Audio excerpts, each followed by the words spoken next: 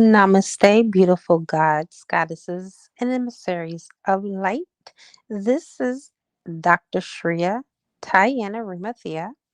And if you are new to my channel, please like, subscribe, and do not forget to hit that notification bell so you can be updated on my latest and my current videos.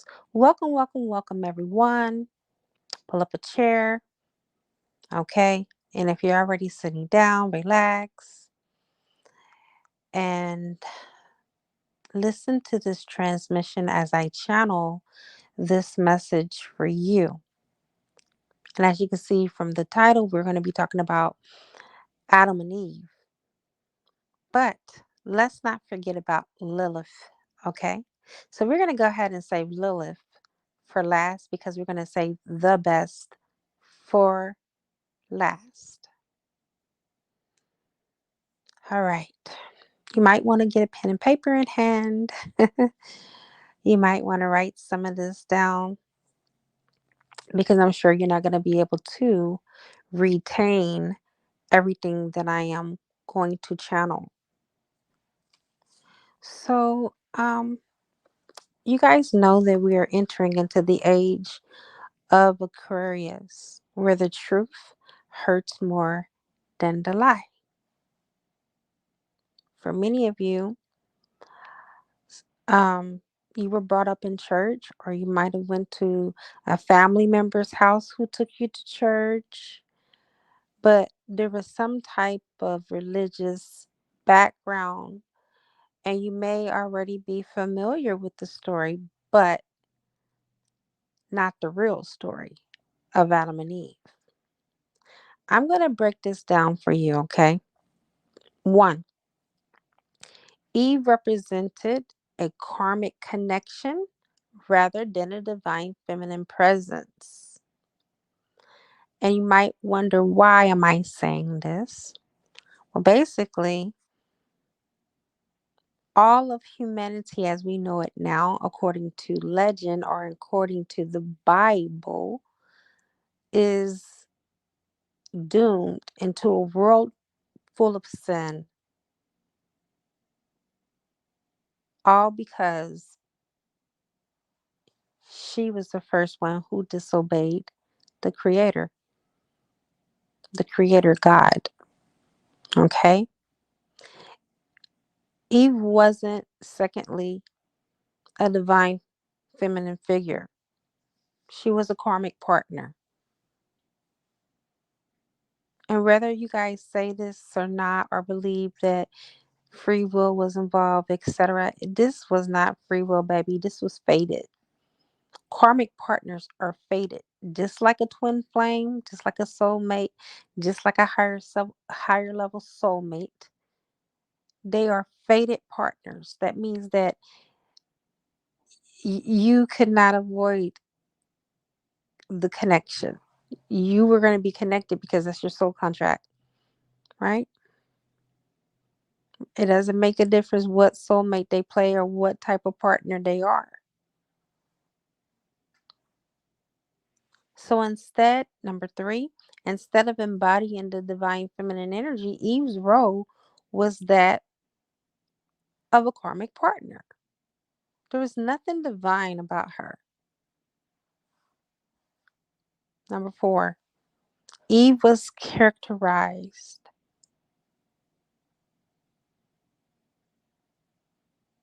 as a karmic partner and not a divine feminine entity.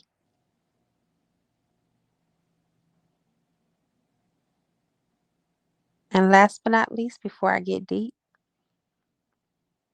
rather than being associated with the divine feminine energy, Eve was seen by the angels who were present in the garden as a karmic partner.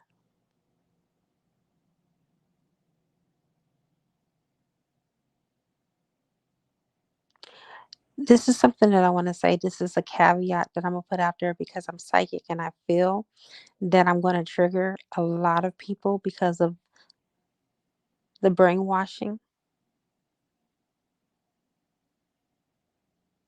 And sometimes we become emotionally attached to the things we believe. I just ask that you empty out anything that you was ever told about Adam and Eve and listen to the story from this channeling, okay, and this transmission. As you can see from the title, it says instead of embodying the divine feminine, Eve's role was that of a karmic partner. So you already knew what you was getting yourself into when you clicked on it, okay? Because it's in the title.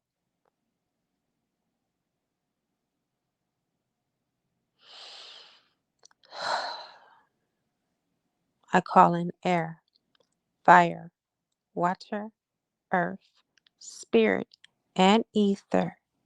And I also call upon the highest of the high, who is the one who created Adam and Eve. Yad He Va He. To give me insight, further insight into the story of Adam and Eve, not the way that it was written, but the way that it was in truth and wholesome truth and in the reality that they lived when they walked upon this earth. And so it is. Ashe. In the biblical narrative, Adam and Eve's fateful karmic bond is rooted in their interconnectedness and the consequences of their actions.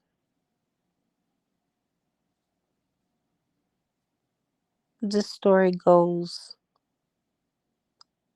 this way, that God created Adam from the dust of the ground and then performed a surgery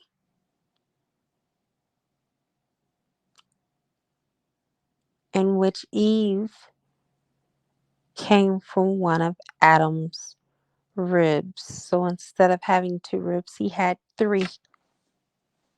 Okay. They lived together in the Garden of Eden, a paradise where they were free to enjoy the fruits of the land, with only one exception, and that is of the fruit from the tree of knowledge of good and evil in the middle of the garden, which God had forbidden them to partake any fruit from. They could not eat it. As a matter of fact, Adam even added to Eve, don't even touch it. God didn't say don't touch it. God just said don't eat it. But Adam told Eve not to even touch it, adding on in addition to what God had already spoke. The karmic connection between Adam and Eve can be understood through the choices they made and the consequences that followed. According to Bible text, Eve was tempted by the serpent to eat the forbidden fruit, and she will be bound to be a goddess and to be just like God, knowing both good and bad. And in turn, she offered it to Adam. And when they ate the fruit, they both disobeyed God's command and brought, quote unquote, sin into the world. Now, I want to let you guys know, for those of you who may not know, Eve was Adam's second wife. So for those of you that feel bad because you divorced and remarried, so did Adam. Because his first wife was Lilith in the first place. But we're going to get to her in just a moment. Since they brought sin into the world, and this was a deliberate, contemplated, premeditated act of disobedience, it led them to their expulsion from the Garden of Eden. And it introduced all these hardships in the world that you see, like babies getting kidnapped and trafficking and raped and wars all over the world and everything else that we can witness that is detestable and disgusting to God. The karmic bond between Adam and Eve is evident and intertwined in the nature of their actions and their shared responsibility for the fall from grace. While Eve is often portrayed as the one who initiated the act of disobedience, that's yet to be verified.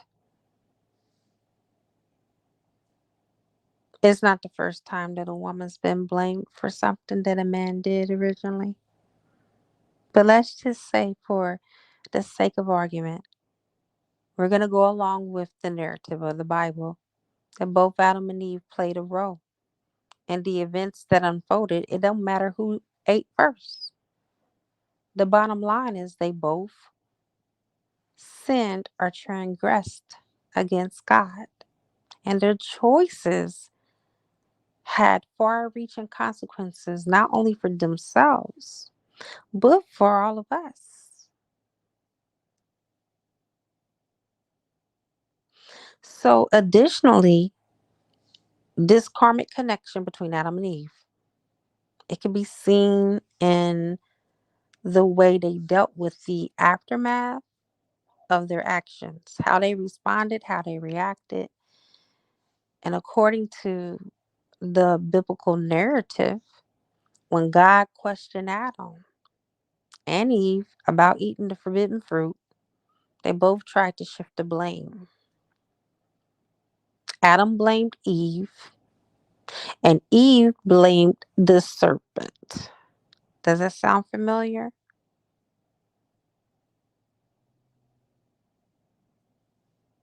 Like I said again, the woman is usually the blame in today's society. A woman get raped. Well, she shouldn't have been alone with the man. Are you picking up what I'm laying down here? This lack of accountability, for one, and for two, the ensuing consequences reflects again their karmic bond between the two of them, as they were both unwillingly able to take full responsibility for their actions.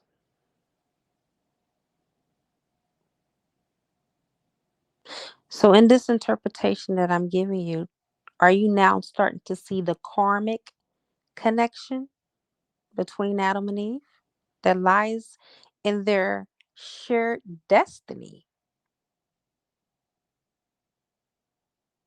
and the repercussions of their choices? I'm going to go a little bit deeper. Lucifer, okay, had to redeem himself back to God. The only way that Lucifer can do that is to come and incarnate on the earth as a human being. Okay? That's the reason why I said God gave his only begotten son. Hmm? Flesh for flesh. They were fated. Adam and Eve, it was a setup. God act like he didn't know that they would do that. what is the first thing that a child does when you tell a child not to do something? The very darn thing that you told the child not to do. Just like touching a hot stove. You tell a child, don't touch the stove, it's hot. But what does the child do? Touch the stove to see if it's really hot. Or you can set a bag of chips out and tell the child, don't eat those chips, but the bag is open. It's not even closed.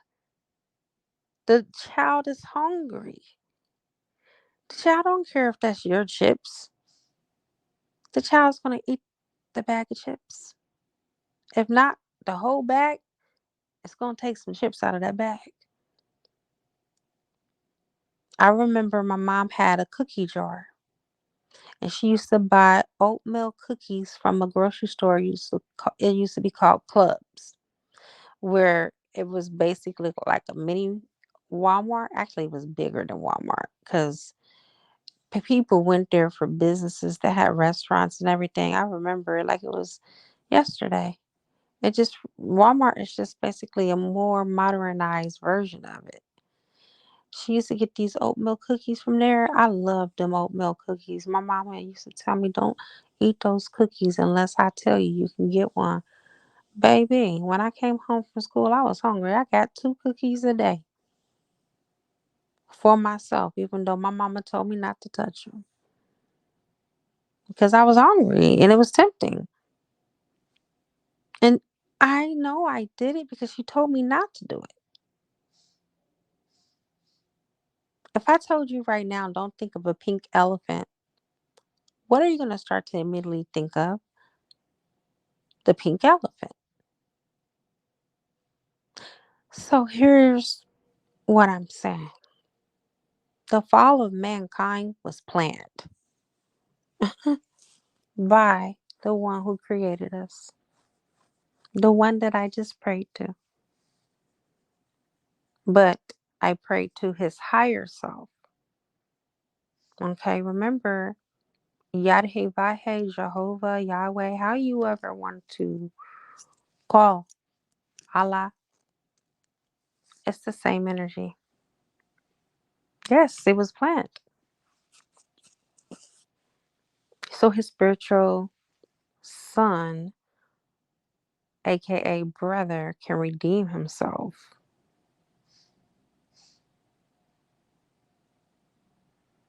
It was like an act of allegiance. This is the reason why you have Satan worshippers, Luciferians, because we are not told the truth of who Lucifer really is. The shining one, the morning star. Jesus is also called the same thing. Could the Bible be mistaken to be talking about 2 different people? Absolutely not.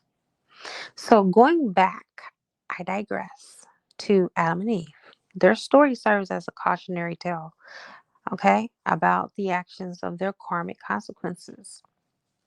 And as I said before, the story of Adam and Eve is a classic tale that has been interpreted in various ways throughout the history. hmm And according to the Bible, Adam and Eve were the first human beings created by God, and they were placed in the Garden of Eden. And their karmic bond was by fate, Fate. It can be seen through their choices they made. Their actions was very karmic driven. Adam and Eve is rooted in their shared destiny.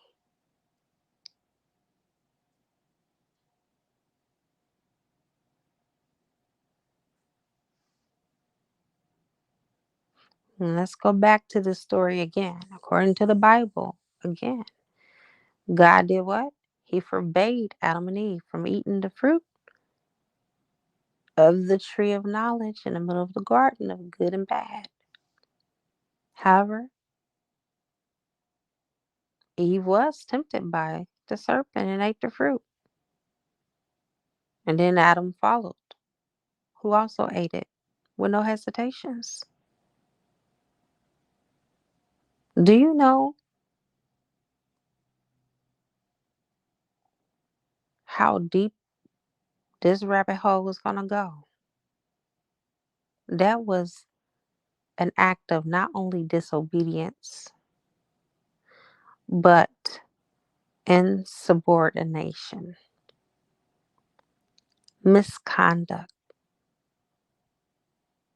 and it brought sin, error, wrong, or fault into the world and led to their expulsion from out of the garden, marking a significant turning point into human history as we know it. But Adam and Eve were not the first pair.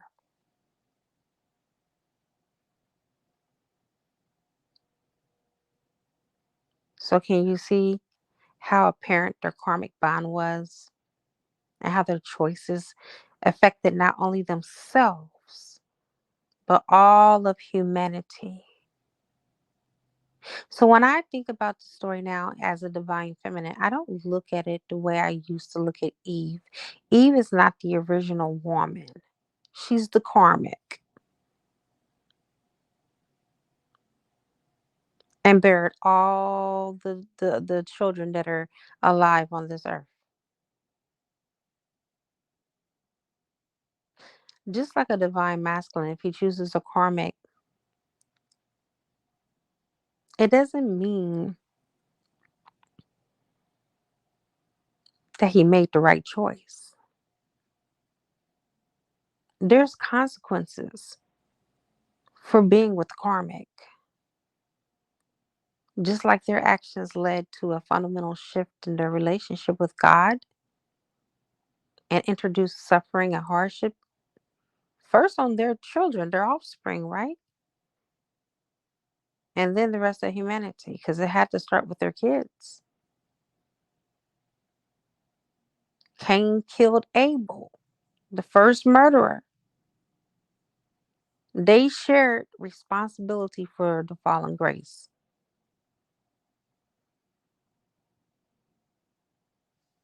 They were fated to do this. It wasn't a coincidence like the Bible makes it seem. And God didn't cut himself off of knowing what was going to happen. It's impossible for God to not know because God knows everything. Okay? The karmic energy is clearly seen in the way that they responded to the aftermath of their actions when confronted by God. Remember, let's go back. Both Adam and Eve, they shifted the blame. Adam blamed Eve, and Eve blamed the snake.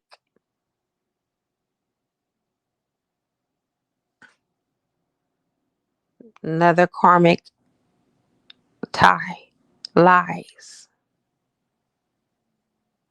No one put a gun up to Eve's head or Adam's to make them partake of the forbidden fruit.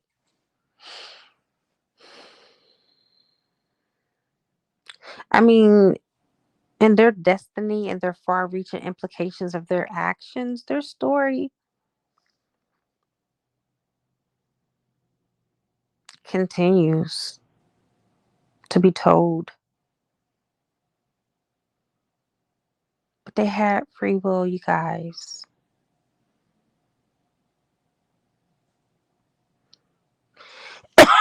They did not know how it was going to impact them and their decisions. So we're going to end it there with Adam and Eve. And we're going to go into the figure of Lilith and how she has had a complex and fascinating history within itself, with many interpretations varying across different cultures and traditions And in some mythological and religious texts, Lilith is portrayed as a powerful, independent figure, often associated with the concept of the divine feminine energy and seen as a symbol of female empowerment and autonomy. According to some renditions about her, Lilith was created separately and independently of Adam, unlike Eve, and is often considered to be the original woman in certain mythological traditions. This portrayal of Lilith as an autonomous being who refused to be subservient to Adam has led to her being associated with the concept of the divine feminine and the embodiment of feminine power and independence.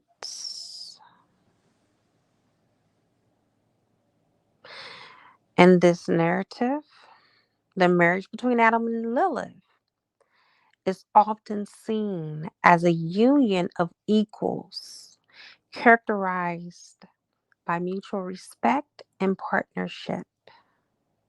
Unlike the story of Adam and Eve, where Eve was created from Adam's rib and is often depicted as subservient to him, the union of Adam and Lilith represents a relationship based on equally and shared power.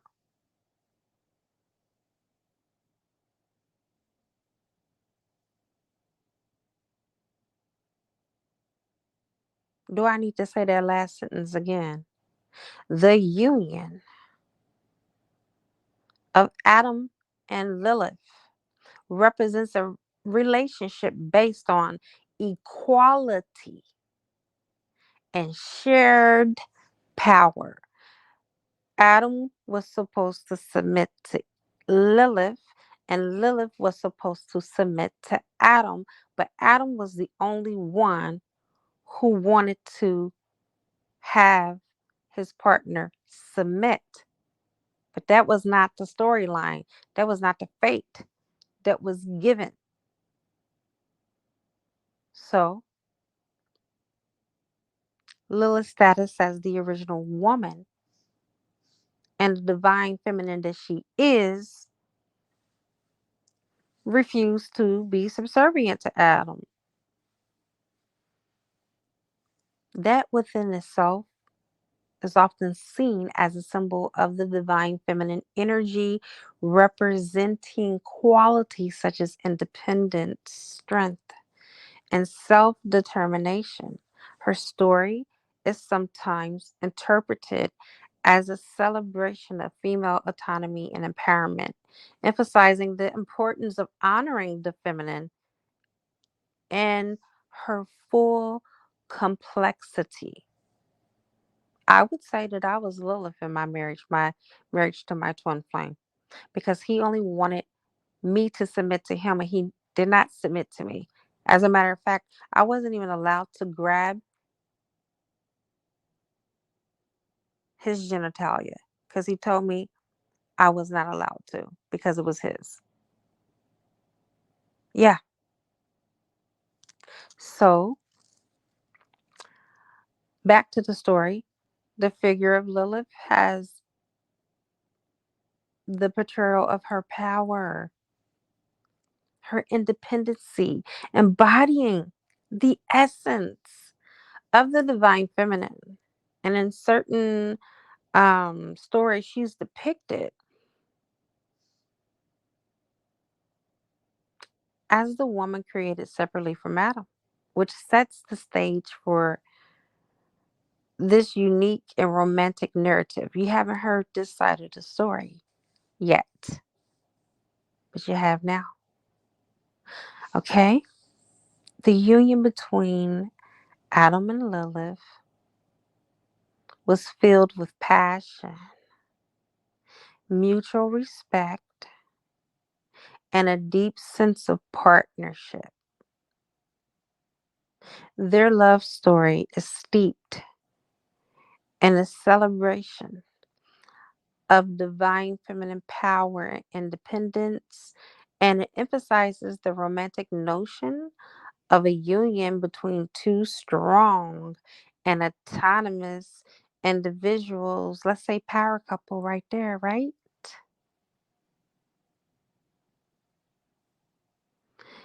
Okay, so in this romantic narrative about Adam and Lilith's marriage,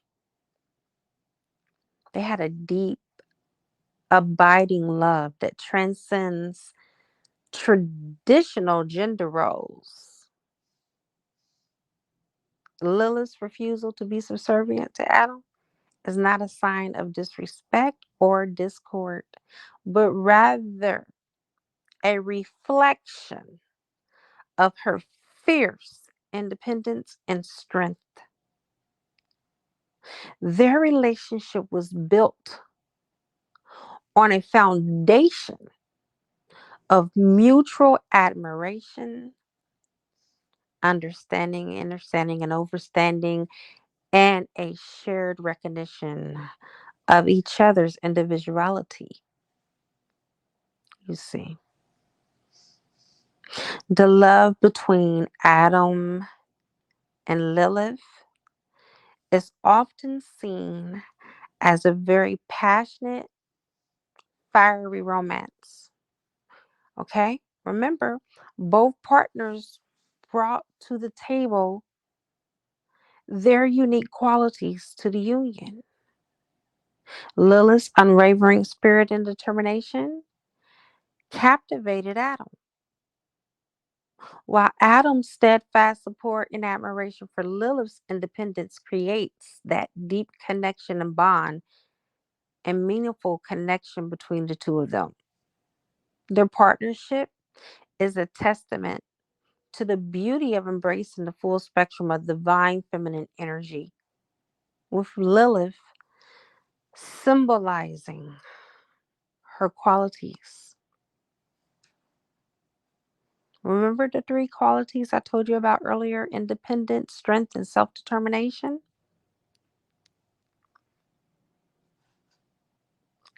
Lilith serves to this day as a timeless celebration of love, equality, and the power of honoring the divine feminine in all of her complexities.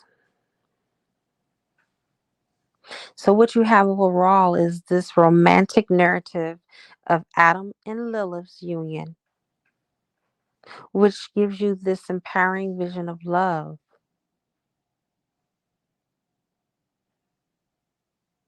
And it portrays the relationship that celebrates the strength of independence on both partners' part. Their story serves as a reminder of the enduring power of love and the importance of honoring the full range of the divine feminine and divine masculine energy and the qualities that are woven within the romantic partnerships. Okay.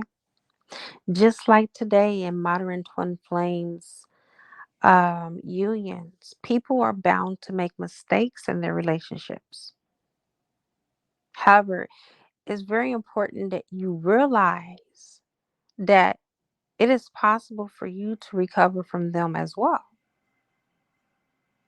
Your guardian angels are fully aware of your struggles to initiate or sustain a healthy partnership.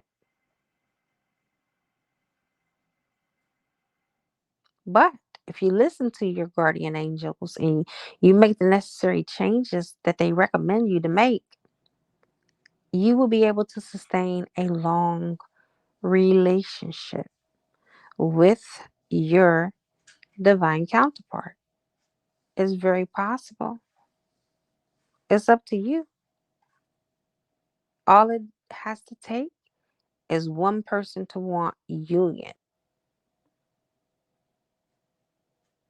That's it. That's all. That's all. Just one person. And there you go. Because mistakes are inevitable in every relationship. Yet, it's very crucial to recognize the potential for recovery. It's not like your guardian angels don't comprehend the fact that you face challenges and maintaining it.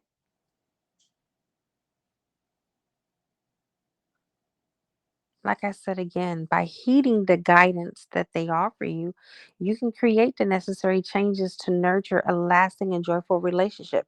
There's not any relationship that's too far gone. I'm going to tell you that now.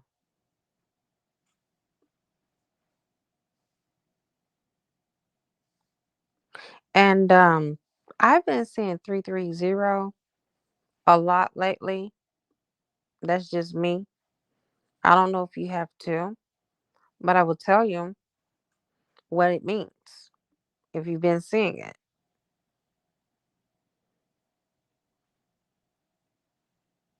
especially after a prolonged separation from your twin flame partner.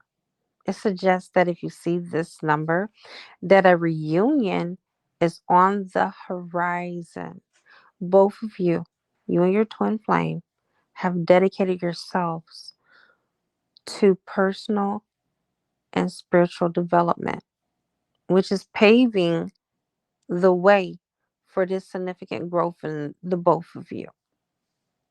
Notice I said in the both of you, not just one person, but two. Because eventually we know that the two will do what? The two will become one.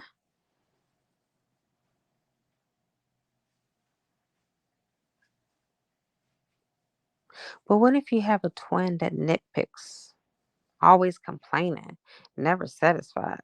I had that. I had that in my union. Still got it. Just know your guardian angels recommend that you undergo this personal transformation and spiritual transformation, and then approach the relationship from a very fresh and renewed perspective, and have an open heart, radical forgiveness, ready to forgive. It's important not to carry resentment into a new phase with your twin flame. Whether you decide to get back together or not, you're going to always be in contact with your twin flame. I'm telling you that now. You're always going to be connected. So either release the past or address it in a constructive and positive manner. Um, your union with your twin flame partner is destined, and your guardian angels have diligently worked hard to bring you back together. But it is an integral part for you to know, as it is integral to fulfilling your life's purpose for the greater good of all. It's not just about you and your twin, but it's about humanity. That's why I started with the story of Adam and Eve, and to let you know how dealing divine masculine with a karmic partner is your demise. Nothing good ever comes out of a karmic partnership or a karmic connection. It's very rare that twin flames are in union with a soulmate. It's very rare. These karmic partners sign up along with yourselves, the three of you. divine feminine, divine masculine, and karmic together. So you can learn your lessons. That's it. That's all. Learn the lesson and move the fuck on. You guys are out here having children. Half of the children are seeds of Satan. Half of the children are coming out retarded, mentally challenged, physically challenged, because you weren't supposed to stay that long. You weren't supposed to set up house. You wasn't supposed to set up shop. Just like Adam was on wife number two, God, if Eve just ate that forbidden fruit by herself, could have created him another woman. After all, he still had two ribs left.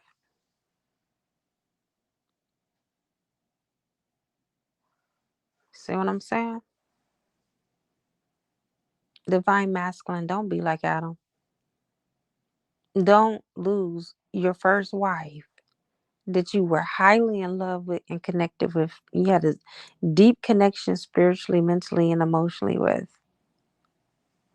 All because of your ego. Eve was easy. Karmics are usually easy. They're enablers. She enabled Adam to disobey God. She actually encouraged it. That's what the karmic partners do. Go ahead, stay with me. Don't go back to your divine feminine. When you have a whole destiny and a whole life that you were supposed to live out, Adam and Lilith were supposed to live out their destiny together. It was fated. It goes to show you proof that some twin flames will not remain together because of free will. And Adam's free will, he lost his first wife to one of the God creators. Ain't that crazy? It's like, in a sense, if you want me to be technical, and some of your minds are not ready for this, but I'm going to go there anyway. It's like losing your wife to your father, because both Inky and Enlil, which is Jehovah and Lucifer, created us. And then when Lucifer seen that he mistreated Lilith, they had babies together. So she got her a God man, a real God man, because Adam sure wasn't one. There was nothing divine about Adam. And that's the reason why Jesus had to come back for redemption for everybody. That's why Jesus, who was a twin flame, married Mary Magdalene and had children with her.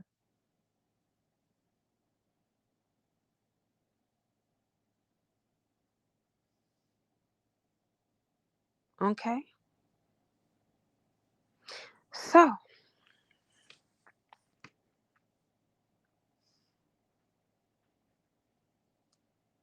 release the past.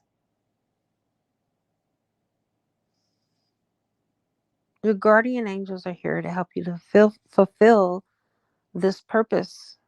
It's 5:15 a.m. as I'm recording this. Okay? Um, Stop constantly criticizing and nitpicking your twin flame. And if you do this, your partner will feel fortified. Instead, strive to embrace your partner's idiosyncrasies and imperfections rather than persistently attempting to change them.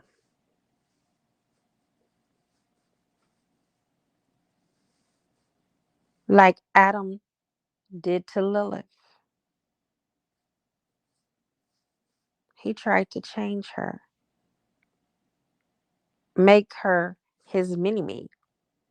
When she was like, no, me and you are both the same. We're equals. And that's the truth of every relationship with man and woman. You're equals, not opposites, like the patriarch society has taught us. That's why it's going back to the matriarch. Okay? Um, I'm I'm receiving the download for what the 515 is for twin flames, what it means. Okay. So hmm, it's about it's associated with change. Okay, 5 numerology, change, personal freedom, and making positive choices. Notice I said positive, not negative. When it comes to your twin flame, you embrace the change. Okay? There are going to be changes on the horizon for you and your twin. Okay? So we have two angel numbers throughout this whole transmission, 330 and 515. Write those down. So when you see them, you're going to see them more now because the angels are letting you know and bringing it to your attention. Okay? These changes may be necessary for your personal growth. There we go again. That was in my channeling. This is just confirmation. Everything's coming back full circle, you guys. This is for your personal growth and the evolution of your connection. Mm. Personal freedom. It indicates your personal freedom and empowerment. Oh God, oh Jesus, this is crazy. Lilith, personal power, empowerment. Okay, y'all, it's for both of you though, you and your twin. It may be a time to embrace the individuality that Lilith and Adam once had while maintaining a strong connection like Lilith and Adam once had. You got to become like your first parents, your first real parents in the twin flame journey. Positive choices. Okay. You and your twin flame have to make positive choices. These choices will align you with both of your higher selves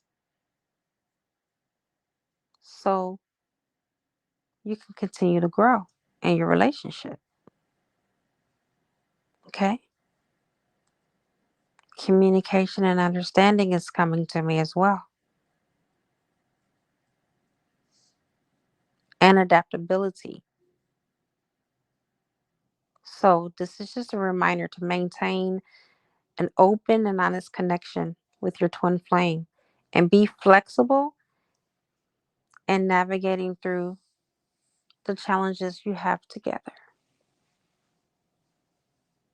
Transformation and growth. Okay.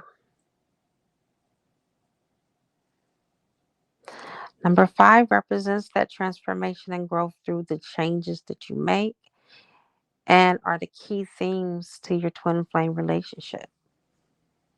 Changes, you need to embrace these as opportunities for a mutual evolution and a deep connection between the two of you.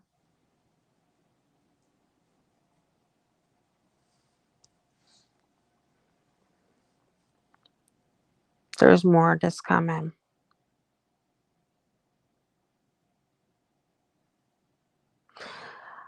Okay. Oh, wow. This is a lot, God. Redeem old patterns. Release. Release. Not redeem. Release old patterns.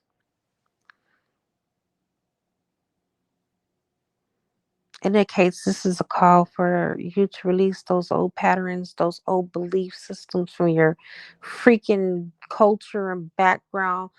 That shit don't serve you in your twin flame journey. If anything, that has prevent many of you from being in union.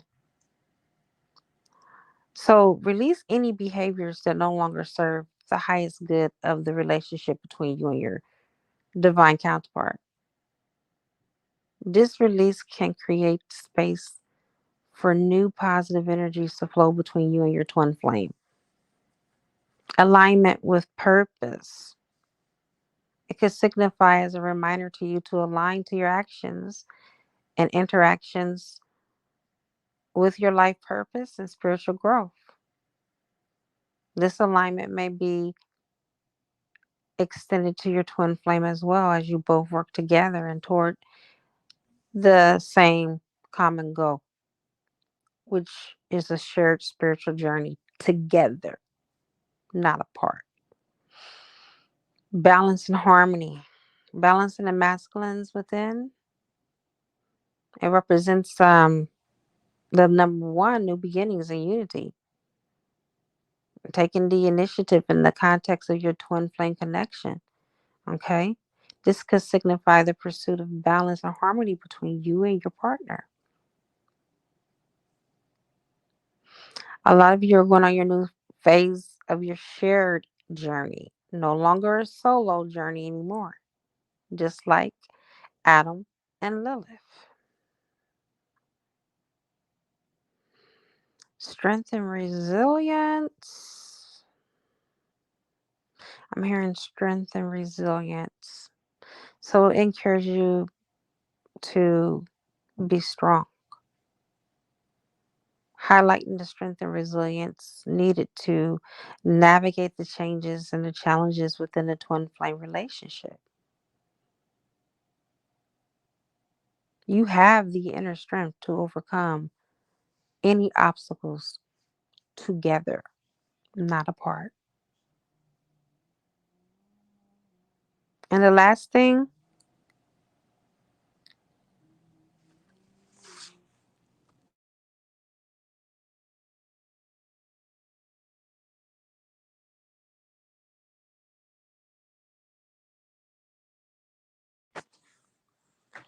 and last but certainly not least, is trust in the divine plan.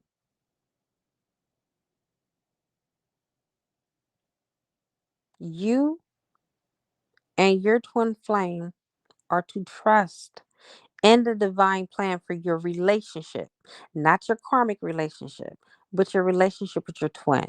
It signifies that the changes and experiences that you're encountering are part of the large purposeful journey that is guiding you towards each other and fulfilling your desire and your destinies together. And that is the conclusion of this transmission. Um, oh my God, no, it's not. I'm getting more downloads. Sorry, y'all. Oh, ho, ho, ho, ho, ho. Don't it just, isn't it just lovely to be me? Oh, oh my God. Rejuvenation and renewal. Oh God, this is signifying a period of rejuvenation and renewal within the twin flames connection. It's time for you guys to revitalize that bond and approach the relationship with renewed energy and enthusiasm. Be excited to talk to one another. Be excited because this is a privilege. Divine masculines are out here taking it for granted. You don't even know what you hold. You don't even know what you carry, because divine feminine is to bring that out of you. Empowerment and self-discovery. Okay, you guys are going to move through a phase of empowerment and self-discovery within the twin flame union. Notice that spirit is saying all of these things are going to happen only once you're in union, not with the karmic. And this could be a time for both partners to explore individual strengths and passions, leading to a deeper comprehension of each other. Pursuit of authenticity.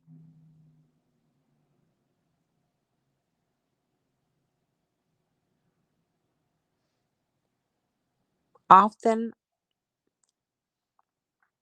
we're not being authentic. We're not being our true selves. And if you start doing this, you'll have freedom. In the context of, the twin flame relationship, this represents and encourages both partners to embrace their true selves and allow each other to do the same. Okay? Fostering a relationship built on authenticity and a genuine connection, like Adam and Lilith before he let his ego fall or let his ego get involved. Okay? Synchronicity and divine guidance. Hmm. Signifies the presence of synchronicity and divine guidance within the twin flame journey. Okay, it's a reminder to pay attention to signs and messages from the universe, like the angel number 330515. Okay, that can provide insight and support for your journey and your relationship. Now, this is a kicker: harmonizing the differences between the two of you. Within the twin flame dynamic, this may indicate the importance of harmonizing differences and finding common ground, allowing for growth and the evolution of the relationship. And then you need to nurture the connection.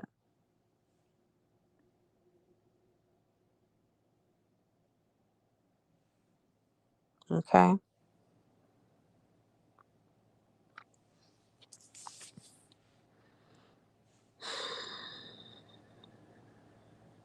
We take care of those connections that mean the most to us. So this is just a reminder and a gentle nudge, okay, from your angels to nurture and tend to the bond with your twin flame. It's a matter to invest time, energy, and care into the relationship, fostering this strong, resilient connection. Trust your intuition and inner wisdom as you contemplate the significance of what this twin flame journey is all about. Okay? Introspection and reflection. Encourage you both to engage in the introspection and reflection of thyself. This could involve examining personal growth, past experience between the two of you, inspirations you may have, ultimately leading to a deeper comprehension of both yourselves to each other. Empathy and understanding. Increased empathy and understanding within the twin flame connection is going to be a reminder to approach challenges and differences with compassion, seeking to gain knowledge about one and the other, seeing it from this person's perspective and their feelings. instead of always jumping to defense on your own and how you feel. Well, what about the other person? How do they feel? I think when you open up to the other person and what they're feeling, it will change your perspective. Now, you need courage to enhance the changes that are being brought into the union and the energy around it. This may be difficult for some of you, but with courage and openness and trusting in the transformative power of the journey, anything's possible. Divine timing and patience is also something that you're being asked to consider. Okay. Divine patience within your twin flame union is so vital. Trust in the unfolding of events and to exercise patience as you and your twin flame continue your shared path together. Unified spiritual growth. What does that symbolize for you? It's it signifies a period of unified spiritual growth for both parties and the twin flame dynamic. It could be a shared journey towards higher consciousness, enlightenment, and spiritual alignment for you. Gratitude and appreciation. And oh, yes, this is the last one. Just want to let you know. Gratitude and appreciation. Express your gratitude and appreciation within your twin flame connection. Okay? Acknowledge and honor the unique qualities and contributions that each partner plays and fosters as a sense of mutual appreciation and love.